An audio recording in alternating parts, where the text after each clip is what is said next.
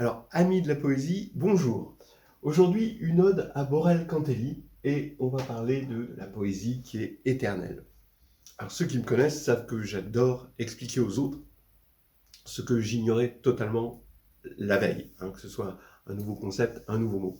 Par exemple, le jour où j'ai appris le mot, le mansplaining, je me suis empressé de l'expliquer à ma conjointe le lendemain. C'est dans ce contexte que je vais vous expliquer le théorème de Borel et Cantelli, si besoin est, et avec un petit exercice que Guillaume Aubrun m'a proposé, et après discussion avec Yann Doumerc. Alors, regardez, un poète éternel rédige un nouveau poème chaque matin. Chaque soir, il relit un poème qu'il a précédemment écrit, choisi uniformément au hasard. Bon, cette phrase casse un peu l'ambiance poétique de l'énoncé, mais bon, il faut aussi faire des maths.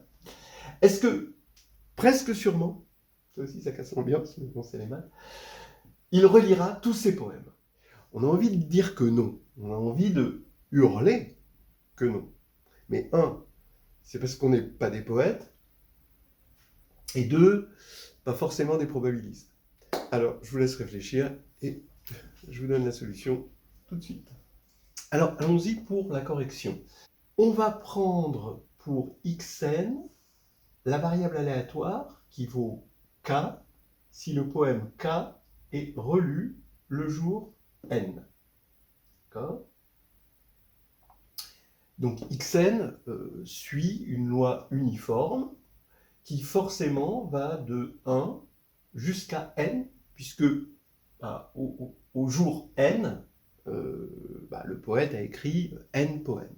Peut-être qu'on pourrait jouer sur le mot éternel et le remplacer par immortel, parce qu'éternel, c'est quand même de moins l'infini à plus l'infini, alors que immortel, ça commence à un temps t égale 0, quoi.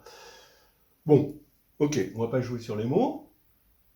En tout cas, ça commence à un certain temps, et voilà la loi uniforme. Bon. Maintenant, je vais appeler à k, donc c'est un indice supérieur, c'est pas un exposant, l'événement qui correspond à l'intersection pour n égale k à plus l'infini de xn différent de k.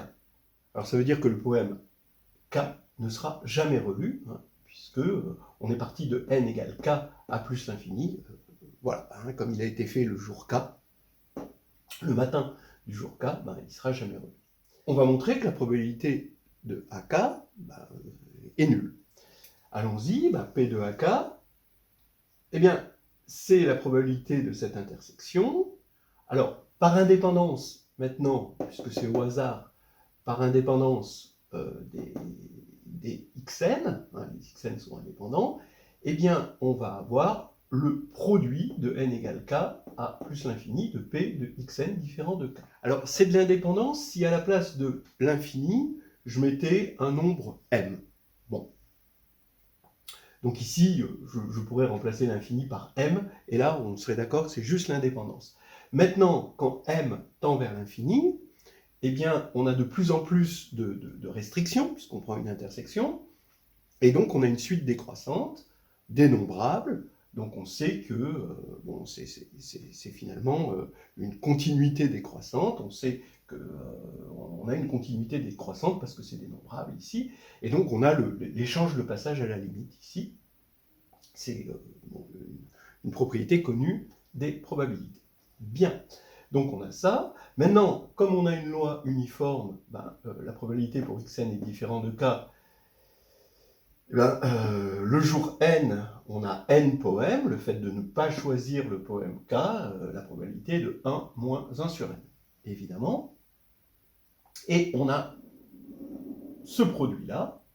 Alors, ce produit-là, j'affirme qu'il est nul. Pour vous en convaincre, on va en prendre le log, d'accord, et on va voir que ce log-là va correspondre à une série, maintenant, si on remplace plus l'infini par m, qui va être négative, parce qu'on va avoir des logs de 1 moins 1 sur n, le log de 1 moins 1 sur n c'est négatif, et divergente, parce qu'elle est équivalente à moins 1 sur n, donc c'est divergent. Et donc, le reste, Hein, donc toute la série tend vers moins l'infini, et le reste, ben, puisque c'est moins l'infini modulo un certain nombre fini de termes, ben, ça va être moins l'infini. Donc tout ça, c'est moins l'infini.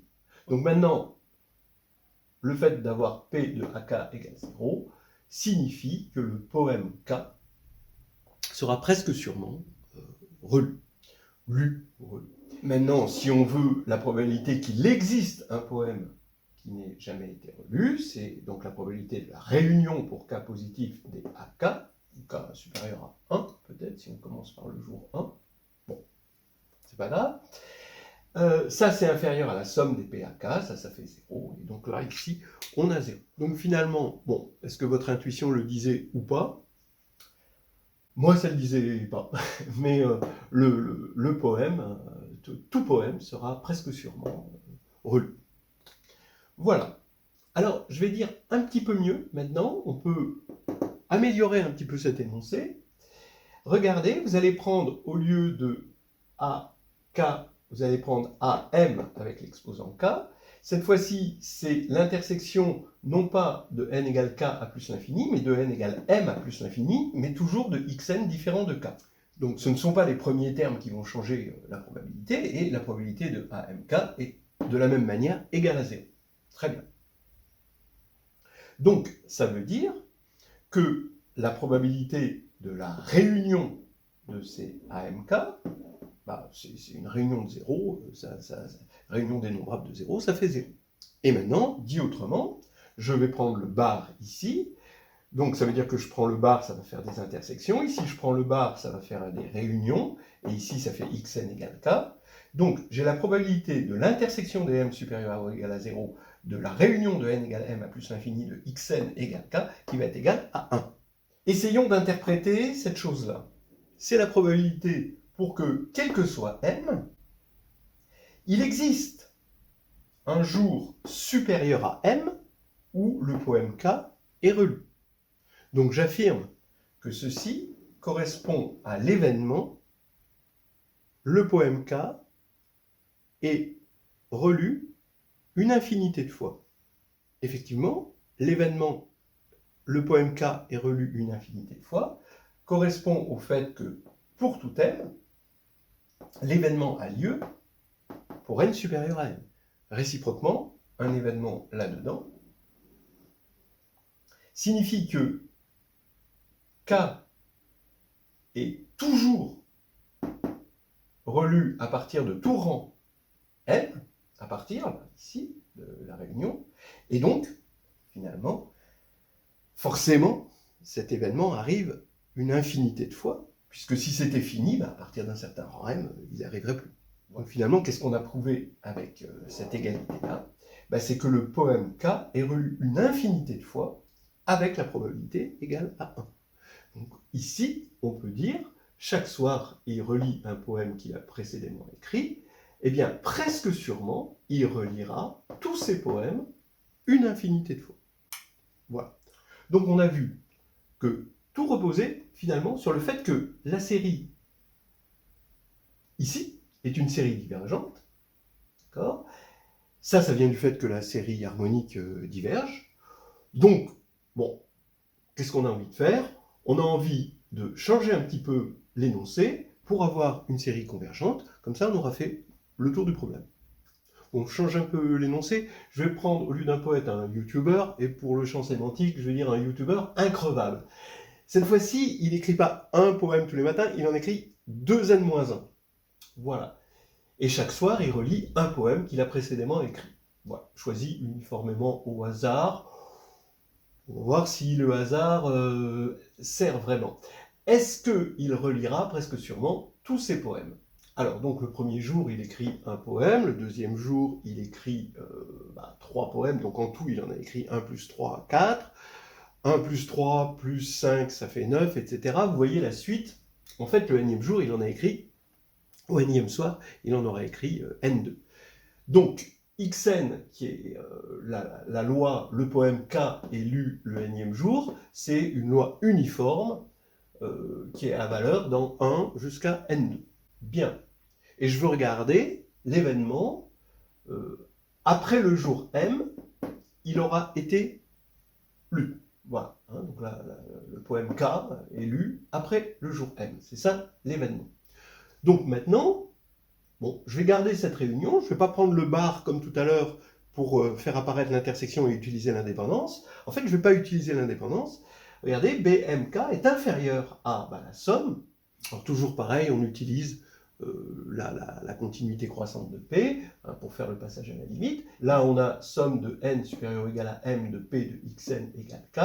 Mais cette fois-ci, c'est 1 sur n2. Donc ça, c'est le reste d'une série convergente. Bien. Donc j'ai une intersection, je vais utiliser la continuité décroissante, je vais faire le passage à la limite. C'est limite quand m tend vers l'infini de P de B de mk. Donc là, ça c'est égal à, c'est inférieur ou égal à Rm, mais là ça va être inférieur ou égal à Rm quel que soit m, avec cette suite-là qui tend vers 0. Donc ici, ça va être compris entre 0 et 0, et donc cette probabilité est nulle.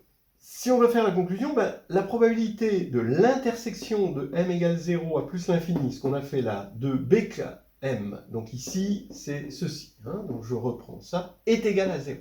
Donc ça on l'a vu tout à l'heure, ça c'est l'événement, le poème K a été relu une infinité de fois, et on a la probabilité, cette fois-ci, que le poème K soit lu une infinité de fois, est nul. Mais là, c'est pas la question posée. La question aurait été, est-ce que presque sûrement, il relira tous ces poèmes une infinité de fois? Et là, on pourrait dire, non, là, la probabilité est nulle. Si on fixe K, ce qu'on va voir, c'est qu'il se peut qu'il soit relu, mais cette fois-ci, avec une probabilité strictement inférieure à 1. Et je crois que c'est à peu près tout ce qu'on peut dire. Regardez, on va partir de l'indépendance, on fait comme tout à l'heure, comme dans le premier exercice, on regarde le bar, c'est-à-dire l'intersection pour xn différent de k, et de la même manière, avec l'indépendance, on a le produit des 1 moins 1 sur n2. Et là, cette fois-ci, prenez le log, vous avez une série qui est négative, mais qui converge, et donc ici, on va avoir quelque chose de strictement positif, on n'aura pas 0. Sinon, on aurait eu moins l'infini au niveau des logs. Bien. Donc, on a quelque chose de strictement positif, ce qui veut dire que P de BKK, ici, est strictement inférieur à 1, puisque c'est le complémentaire. Voilà, et c'est à peu près tout ce qu'on peut dire. Alors je vous laisse regarder le théorème de Borel-Cantelli et la loi du 0,1 de Borel. Bon, donc ça veut dire en gros, K, on peut l'oublier ici, d'accord, c'est juste la suite ici. On a deux situations. Soit cette somme si infinie d'événements converge, et dans ce cas-là, cet objet qu'on appelle la limite sup, sa probabilité va être nulle, on n'a pas besoin de l'indépendance, soit alors ça diverge, et avec l'indépendance, on a que la probabilité, c'est 1. Et maintenant, comme ces séries sont à terme positif, on a deux possibilités, soit ça converge, soit ça tend vers l'infini. Dans ce cas-là, les probabilités de la limite sup, ça va être 0 ou 1.